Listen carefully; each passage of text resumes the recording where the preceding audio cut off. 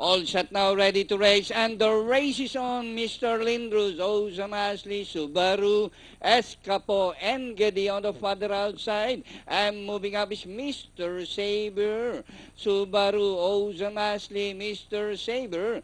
Down on the inside, Escapo in the middle.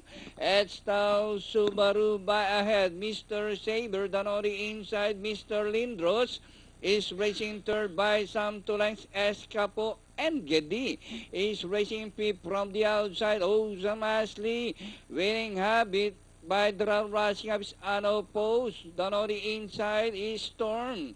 Rounding the far turn, 3 runners fighting around for the lead. Mr. Saber, Subaru, and Geddy.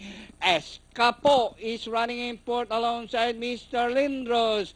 Another far turn, Mr. Saber, while and up, and Geddy on the outside, Subaru Escapo, as they race the final corner.